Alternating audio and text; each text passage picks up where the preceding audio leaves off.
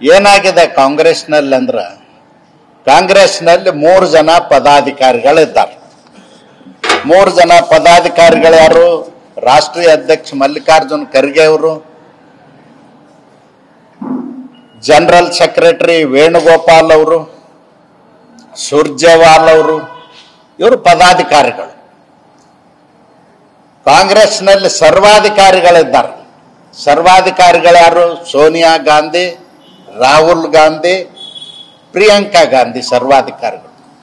ಅವ್ರು ಹೇಳ್ದಂಗೆ ನಡೀತದೆ ಹೊರತು ಕಾಂಗ್ರೆಸ್ನಲ್ಲಿ ಯಾವುದೇ ಕಾರ್ಯಕ್ರಮಗಳಾಗಲಿ ಕೆಲಸ ಕಾರ್ಯಗಳಾಗಲಿ ಮಲ್ಲಿಕಾರ್ಜುನ ಖರ್ಗೆ ಅವರು ಹೇಳ್ದಂಗೂ ನಡೆಯುವುದಿಲ್ಲ, ಸುರ್ಜೇವಾಲ್ ಅವರು ಹೇಳ್ದಂಗೂ ನಡೆಯುವುದಿಲ್ಲ, ವೇಣುಗೋಪಾಲ್ ಅವರು ಹೇಳ್ದಂಗೆ ನಡೆಯುವುದಿಲ್ಲ. ಇವರು 3 ಮಂದಿ ಪದಾಧಿಕಾರಿಗಳೇನಿದ್ದಾರ ಕೇವಲ ಉತ್ಸವ ಮೂರ್ತಿಗಳಿದ್ದಂಗೆ.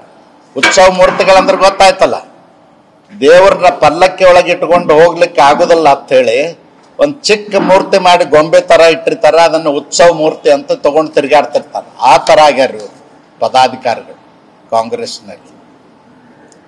ಅದಕ್ಕೆ ನಾನು ಹೇಳಲಿಕ್ಕೆ ಬಯಸ್ತೇನೆ, ಈಗಾಗಲೇ ಪ್ರಧಾನಮಂತ್ರಿಗಳು ಹೇಳಿದ್ದಾರೆ ಸೂಕ್ತವಾದಂಥ ಜಾಗವನ್ನು ಅವರು ಸ್ಮಾರಕಕ್ಕಾಗಿ ನೀಡ್ತೇವೆ.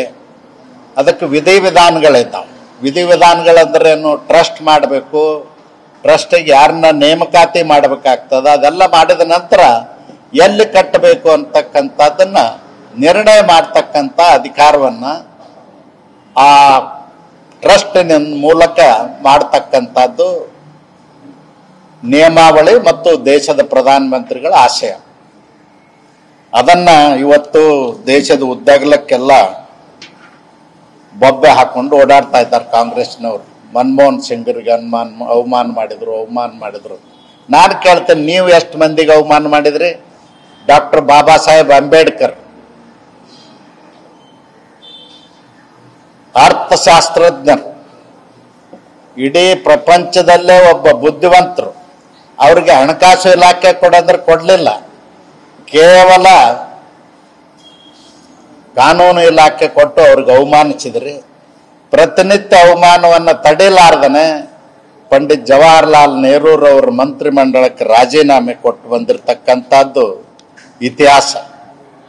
ಅದಕ್ಕೆ ನಮ್ಮ ಯುವಕರಿಗೆ ಹೇಳಲಿಕ್ಕೆ ಬಯಸ್ತೇನೆ, ಬರೀ ರಾಜೀನಾಮೆ ಕೊಟ್ಟು ಬಂದದ್ದಲ್ಲ, 1952ರ ಪ್ರಥಮ ಚುನಾವಣೆಯಲ್ಲಿ ಡಾಕ್ಟರ್ ಬಾಬಾ ಸಾಹೇಬ್ ಅಂಬೇಡ್ಕರ್ ಚುನಾವಣೆಗೆ ನಿಂತ ಸಂದರ್ಭದಲ್ಲಿ ಅವ್ರನ್ನ ಸೋಲಿಸಿ ಸ್ವತಃ ಪ್ರಧಾನಮಂತ್ರಿ ಪಂಡಿತ್ ಜವಾಹರ್ಲಾಲ್ ನೆಹರೂರವರು ಸಂಭ್ರಮ ಆಚರಿಸಿದ್ರು. ಇದು ದೇಶದ ಇತಿಹಾಸದಲ್ಲಿ ಉಳಿದಿರ್ತಕ್ಕಂಥದ್ದು. ಇದು ಅವಮಾನ ಅಲ್ಲೇನು ಡಾಕ್ಟರ್ ಬಾಬಾ ಸಾಹೇಬ್ ಅಂಬೇಡ್ಕರ್ಗೆ? ದಲಿತರಿಗೆ ಅವಮಾನ ಅಲ್ಲೇನದು? ಇವತ್ತು ಸುಳ್ಳು ಹೇಳಿ ಡಾಕ್ಟರ್ ಬಾಬಾ ಸಾಹೇಬ್ ಅಂಬೇಡ್ಕರ್ಗೆ ಜೀವಿತ ಕಾಲದಲ್ಲಿ ಭಾರತ ರತ್ನ ಪ್ರಶಸ್ತಿ ಕೊಡಲಿಲ್ಲ. ಸ್ವತಃ ಪಂಡಿತ್ ಜವಾಹರ್ಲಾಲ್ ನೆಹರೂರವರು ಪ್ರಧಾನಮಂತ್ರಿಯಾಗಿ ತಮಗೆ ತಾವೇ ಭಾರತ ರತ್ನವನ್ನ ಪಡ್ಕೊಂಡ್ರು. ಇದು ನಾಚಿಕೆಗೇಡಿ ಸಂಗತಿ ಅಲ್ಲೇನು? ಡಾಕ್ಟರ್ ಬಾಬಾ ಸಾಹೇಬ್ ಅಂಬೇಡ್ಕರ್ ದೆಹಲಿಯಲ್ಲಿ ನಿಧನರಾದಾಗ ರಾಜ್ಘಾಟ್ನಲ್ಲಿ ಅವ್ರಿಗೂ 1 6 ಅಡಿ 3 ಅಡಿ ಜಾಗ ಕೊಡ್ಬಹುದಾಗಿತ್ತಲ್ಲ, ಯಾಕೆ ಕೊಡ್ಲಿಲ್ಲ? ಅಷ್ಟೇ ಅಲ್ಲ, ಇಡೀ ದೆಹಲಿಯಲ್ಲಿ ಅವರ ಸಮಾಧಿಗೆ ಜಾಗ ಕೊಡಲಿಲ್ಲ.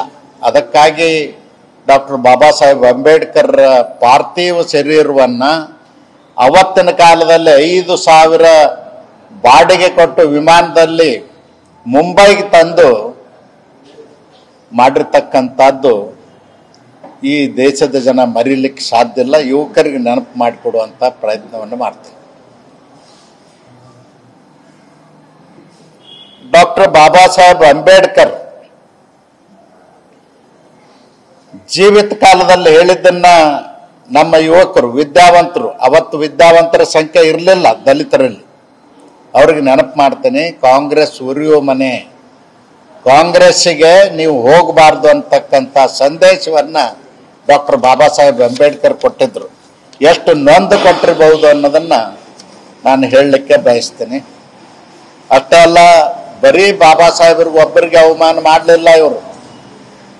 ಮಂಡಲ್ ವರದಿಯನ್ನು ಜಾರಿ ಮಾಡಿರ್ತಕ್ಕಂಥ VP ಸಿಂಗ್ರನ್ನ ಉಚ್ಚಾಟನೆ ಮಾಡಿದ್ರು.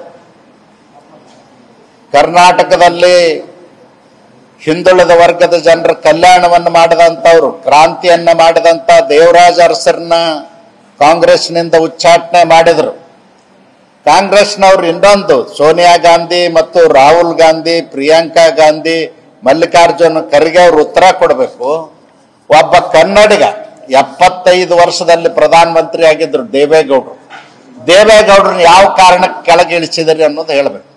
ಯಾವ ಕಾರಣಕ್ಕೆ ಅವ್ರನ್ನ ಪ್ರಧಾನಮಂತ್ರಿಯಿಂದ ಕೆಳಗಿಳಿಸಿ ಕನ್ನಡ ನಾಡಿಗೆ ಕನ್ನಡಿಗರಿಗೆ ಅವಮಾನ ಮಾಡಿದೆ ಅನ್ನೋದಕ್ಕೆ ಉತ್ತರ ಕೊಡಬೇಕು ಅಂತ ಹೇಳಿ ನಾನು ಒತ್ತಾಯ ಮಾಡ್ತೇನೆ.